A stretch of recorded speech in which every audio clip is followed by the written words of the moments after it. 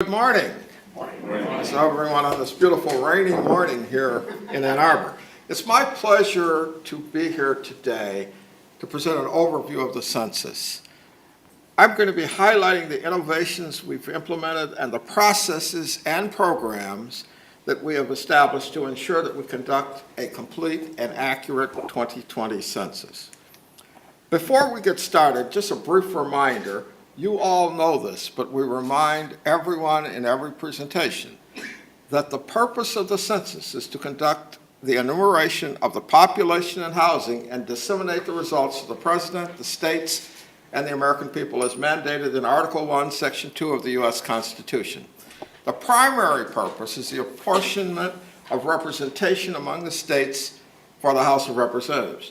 But there are many other important uses of census data, including the drawing congressional, state legislative districts, school districts, voting precincts, distributing over $675 billion annually to states and local communities, informing decisions that governments and private sector businesses make every day, helping them make good decisions about their work. As we think about the census, it's a very complex situation at best, and in this environment, it's even more difficult. We have a series of challenges for the 2020 census, including the fact that response rates for surveys and censuses worldwide are declining. People are more concerned about sharing information, and trust of government is also declining. Households are more complex, diverse, and dynamic. Blended families may include two primary residences for the children, as they have split families and blended families. Other households may include more than one family or multiple generations. The United States continues to be a highly mobile nation, as about 15% of the population moves in any given year. More and more households speak languages other than English as the primary language spoken in that household. The current low employment levels, while they are good for the nation, make it very challenging for us to hire 400,000 temporary census workers that we will need to complete our operation. And in 2020, we will be competing for attention with both the Olympics and the presidential election. This slide provides a snapshot of how we conduct the census. I like to provide this overview before getting into the innovations that we have developed and tested throughout this decade. The first thing, starting in the lower left corner, there we go, I think. Over there. The lower left corner where it says establish where to count is how we start by building the address list, what we refer to as a master address file. This includes every address in the country and forms the basis for the census. Then we motivate people to respond. This is one of the places where partners are very important to us. People need to know how important their census response is and that their census response is safe. We're counting on our partners to help us get that message out. Self-response will be easier than ever this census. We're going to be providing 3 modes and multiple languages in which people can respond to the census. As in prior censuses, we also make sure that we're counting and enumerating people who are living or staying in non-traditional housing. In some cases, we call that group quarters. And we'll also provide an opportunity for people experiencing homelessness to be included in the census. Nevertheless, some people will not respond, so we follow up with them by knocking on their door, an average of about 6 times if necessary. Some will be a lot more, some will respond on the first knock. Our partners are helpful in this phase as well because they encourage people to cooperate with our enumerators when they come to their residence. And finally, we tabulate and release the census data, first to the President and then to the country.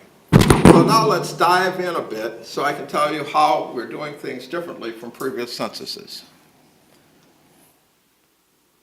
The Census Bureau is effectively moving the decennial census into the 21st century by leveraging existing technologies to automate multiple operations and increase efficiencies. This means moving beyond the antiquated paper and pencil approach of 2010 to a modernized, tech-driven approach to achieve a complete and accurate census. This modernization effort applies to multiple aspects of the decennial census, in what we call our 4 key innovation areas. First, reengineering address canvassing. That's changing the way we build our address list. Second, optimizing self-response, making it quick, easy, and safe for everyone to self-respond. Third, utilizing administrative records and third-party data to reduce respondent burden. That's using information that people have already given the government to reduce the need to go and ask them those same questions over and over again. And finally, reengineering field operations. That's using technology to be more efficient in everything we do to manage those 400,000 people and collect the data that we will be collecting during non-response follow-up operations and during the address canvassing operation. When we say establishing where to count, we mean identifying all the addresses where people do or could live. We'll conduct 100% review and update of the nation's address list in preparation for the 2020 census. We'll be building on the use of the handheld devices that we pioneered in 2010 in the last census, and we'll use tablets and laptops to verify addresses in the field. By using geospatial imagery to review the nation's addresses, we'll be able to verify approximately 70% of the addresses in our data center instead of verifying all of them by having to walk every street in the nation. In 2010, we walked 11.2 million census blocks to try to verify our address list. We'll be able to save 70% of that activity through geospatial imagery. We'll use multiple data sources to identify areas with address changes such as postal sequence delivery file, the local government input that we get through LUCA, which is our local update of census addresses program. Incidentally, I just wanted to mention to you that that program so far is in its response phase. We've already gone out and solicited information. We have received responses and updates from state and local governments representing 95% of the housing in the United States. So governments take advantage of LUCA to make sure that their address list is reflected in our master address file. During this phase, we'll also delineate the types of enumeration areas, including those designated what we call update lead, where Census delivers a complete questionnaire packet, including an invitation to respond online, telephone numbers to reach our online center, and a paper questionnaire to housing units in neighborhoods and communities that do not have city-style addresses, and also to areas affected by natural disasters. For example, we have designated the entire island of Puerto Rico as update lead, and areas affected by fires, hurricanes, floods, such as California for fires, the Gulf Coast of Florida for hurricane impact. Those will also be handled on an update lead basis because they do not have reliable postal delivery, and they do not have city-style addresses still intact in their street map. So what we're going to do is an enumerator will go out and leave a packet, and then using the electronic device, get a map spot for where that location is on a longitude and latitude basis. That will help us improve our address list of where people actually are. And then we're going to leverage workload models and technology to efficiently manage and route on-ground staff assignments for in-field address canvassing and for non-response follow-up. When we say motivate people to respond, we're talking about 2 primary areas. First, our nationwide communications and partnership campaign. We are building on the success of using paid advertising in prior censuses, and we're going to focus our communications about the 2020 census using advanced modeling techniques to increase awareness and self-response in those areas that are most likely to be unaware of the benefits that the census data provides for their local community. In addition to our traditional print and broadcast media advertising, for the first time, we'll be able to use focused segmentation to reach specific audience using digital media and digital advertising. Second, but in many ways more important, we motivate people to respond to the census by providing a safe and secure environment and systems into which they can submit their personal information. And we let them know that their information that they give to the census is safe and confidential. Let me start with what's behind that statement when we say your data is safe with the Census Bureau. We ensure that the respondent data is safe through the Census Bureau's culture of data stewardship. It's a comprehensive framework designed to protect information over the course of the life cycle, from collection on encrypted, secure devices where the data are secured while at rest on the instrument, secured during transmission, and encrypted immediately during transmission, where they're secured inside the census firewall, and where we're also protecting that data during the entire stage of processing of the information. And finally, through the 2020 disclosure avoidance system, we assure that all data provided on census forms remain confidential in all census publications. Our census design balances data security with user experience. But make no mistake, data security is and continues to be first. We must contain cyber threats as soon as they are detected to protect respondents' data. Then we focus on user experience to sustain response service through any potential cyber issues so respondents may continue to respond. The Census Bureau is working closely with experts from the federal cyber security community led by the Department of Homeland Security and top private industry partners to test, review, and validate our internal and external cybersecurity systems design and process. Communicating what we do to ensure respondents' data are secure and confidential is a vital part of motivating response. People need to know their data, their responses are not just confidential, but also secure. This is why we say responding to the census is important, easy, and safe. This is just one of the messages we will be consistently disseminating through our Integrated Partnership and Communications program. Let's look at our Integrated Partnership and Communications program. It consists of many elements, as you can see from the slide. It encompasses both the National and Community Partnership Program, the Integrated Communication Contract, and the enterprise communication work done by the Census Communication Directorate. The program is designed to design, produce, implement, and monitor an integrated program for the 2020 census. Our contract supports the 2020 mission and provides us with tools and resources to ensure a complete and accurate census in 2020. Young and Rubicam, Y&R, are our communications contractor this year, and they bring extensive world-class marketing and communications expertise. They bring team leadership, strategy development, dynamic creative development and execution, operational systems, and financial stewardship to the table, making this contract a key component for a successful census. The goal of the Integrated Partnership and Communications program is to engage and motivate people to self-respond, preferably via the internet, and to raise awareness to encourage response throughout the entire 2020 census process, including non-response follow-up. This operation communicates the importance of participating in the 2020 census by supporting field recruitment efforts to get us a diverse and qualified census workforce. They will be working to engage and motivate people to self-respond, preferably via the internet, raising and keeping awareness high throughout the entire 2020 census, and effectively supporting dissemination of census data to stakeholders and the public at the completion of the census.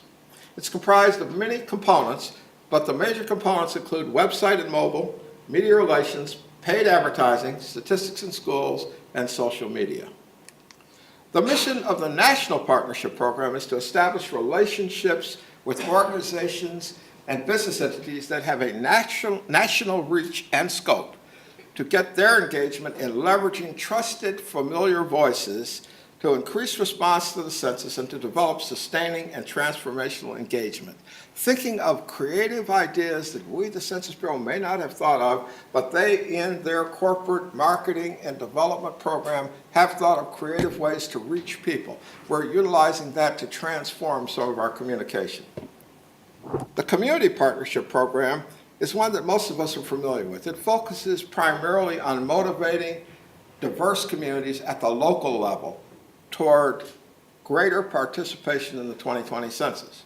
Mobilizing community leaders to be engaged with their constituents and with the Census Bureau for their constituents to understand that that community center across the street, those roads in front of the house, the schools in the neighborhood are all supported because of the data that those constituents provide to the Census Bureau. The census is about the people, not about the government. And we also ask our partners to reach out to populations with historically low response rates because we know those are more challenging to count. So how's this done?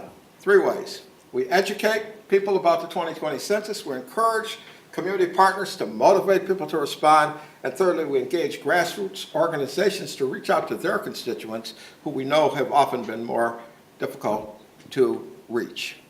We'll be hiring 1,500 partnership specialists from local communities to directly work with local governments, communities, organizations, church groups, schools, and libraries to develop an effective local movement, customized with personalized messaging and encouraging self-response in the language that people are familiar with and in the context that people are familiar with in their local communities.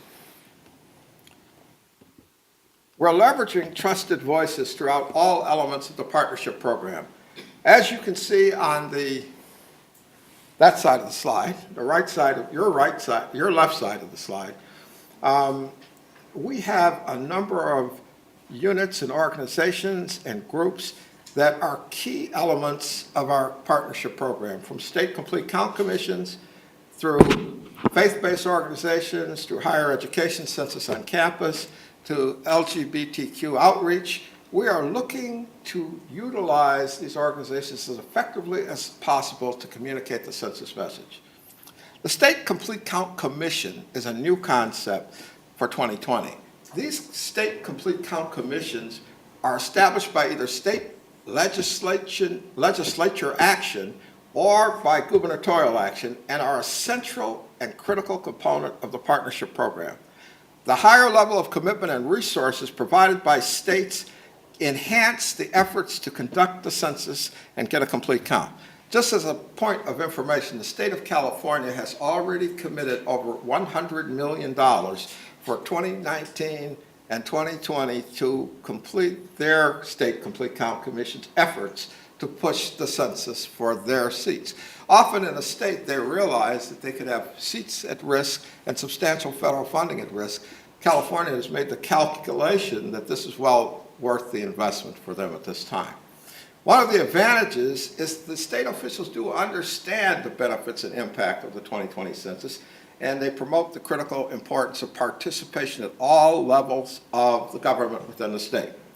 Our regional staff continue to identify officials at the county, municipal, and community levels to organize complete count committees there to increase awareness about the census and motivate residents to respond. Complete count committees at the local level will energize local communities and provide more financial and manpower resources for us to implement an effective 2020 census. In our initial stages, we're at the early stages of the Complete Count Committee organization. 38 states have already committed to doing state complete count committees or commissions, and over 500 local organizations have already established local complete count committees. Previous censuses asked the public to respond primarily by mail. We mailed you a questionnaire, you filled it out, you mailed it back. For the first time, the internet will be the primary response option, making it easy for people to respond anytime and anywhere. While we are encouraging people to respond online, we will provide options for people to respond using telephone, paper, questionnaires, in addition to an online option. The use and adaptation of the internet by all sectors of our society led us to design an easy-to-use internet option that can be used on home computers, at public libraries, and at other public forums. It's designed for all those who use mobile technology, whether it's on their laptops, their tablets, or their smartphones. It enables them to respond wherever you are and wherever you want, whenever you want, with or without your census ID. The maximum flexibility to respond online. As we were developing this plan to use innovative technologies to modernize the census, we asked ourselves, what about people who are impacted by the computer literacy gap? are on the other side of the digital divide. We don't want to leave people out who don't have access to Wi-Fi or don't have electronic devices. What about people who are not comfortable with using technology or just don't want to put their personal information online? What about those people whose primary language is not English? As we went through this drill of questioning, we developed a Census Questionnaire Assistance Centers. These are call centers where people can call toll-free. The number will be included in all of our mailings and in our literature, and they can, have a human answer the phone and provide them assistance on how to fill out their form, how to fill out their online. Number two, they can answer any other questions they may have about the census. And number three, they can actually take the interview right over the telephone, so they can take their interview right there. We'll also be sending a questionnaire in the first of our 6 mailings, our invitation to respond to the census, to areas that do not have strong internet connectivity and that have households that data tell us are less likely to use the internet. We will be sending a questionnaire, paper questionnaire, to those on the initial mailing. On the 4th mailing, which happens about 3 weeks later, anyone who has not responded to the census will receive a paper questionnaire, so people can respond however they choose to do so. One of our goals in conducting the 2020 census is to generate the largest possible self-response, thus reducing the number of households requiring expensive follow-up. We'll motivate everyone by encouraging self-response through micro-targeted advertising, tailored contact strategies, and multiple mailings. As I mentioned previously, what about people whose primary language is not English? Our language program this year is far stronger than it was 10 years ago. We'll be providing an internet response option in 12 languages in addition to English, and providing video instructions and guides in 59 additional languages. The agents in our call centers will be fluent and able to take responses in the 13 languages that we will have on the internet device, as well as a telephone communication device for the deaf. We have another type of enumeration which we call group quarters enumeration. Group quarters are places where people live or stay in a group living arrangement. These places are owned or managed by an entity or organization providing housing and or services for the residents. The services may include custodial or medical care, as well as other types of assistance, and residency is commonly restricted to those receiving those services. This is not your typical household type living arrangement, so people living in group quarters are usually not related to each other. Examples of group quarters include nursing facilities, residential treatment centers, college, university, or seminary student housing, correctional facilities, inpatient hospice facilities, job corps centers, vocational training facilities that have resident capabilities.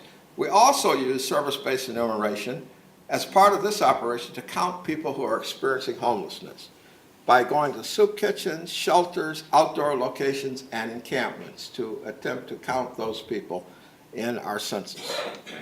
For the first time, we're going to be using smartphone technology to capture responses in the field. We'll also take advantage of automation to effectively and efficiently manage and route our on-the-ground field staff.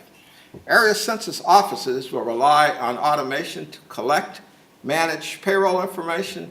All these things were done in paper in 2010. To more efficiently do case assignment, done in paper in 2010. Automatically determine the optimal travel routing in 2010. They figured it out on their own, and we drove millions of miles, more than perhaps was necessary. We worked with United Parcel Service and their routing software to figure out how do we route people in the most efficient manners that allow us to reduce our number of physical offices. And we are testing, we've just finished our 2018 census test, which we ran in Providence, Rhode Island. It was very successful. Our systems, it was a test to determine if our systems could work together and if people could work using those systems. We found it to be extremely effective. And one of the things that we show from the test is we had a 30% increase in productivity with these technological field enhancements. A lot of that was achieved just in shorter routings. Some of it was achieved through the devices and other things that happen to help. But we were able to achieve that, and we are very excited about what that provides us. I want to take just a moment to touch on the use of data that people have already provided the federal government, what we call administrative records. We'll be using data we get from the U.S. Postal Service, the IRS, the Social Security Administration, and other agencies to remove vacant and non-existent addresses from the non-response follow-up workload. And in some cases, we will use records to enumerate households that do not respond to the census. But I want to stress and emphasize that we will only be using those in areas where we have a very high confidence in the data of a particular household, that data is accurate and complete. If it's not, as is generally the case in virtually all of our traditionally undercounted populations, we will always send someone to the door to conduct the interview. Using administrative records does enable us to identify millions of vacant and non-existent housing units and reduces the need and cost of multiple visits to knock on doors to identify and verify those units. We'll verify those statuses by sending mailings and receiving multiple undeliverable address returns from the U.S. Post Office, coded vacant, and then we'll check with having one person go out and verify that those units are actually vacant or non-existent. In 2010, vacant and non-existent housing units accounted for 14.4 million housing units of our non-response follow-up effort. We will have significant savings with this approach.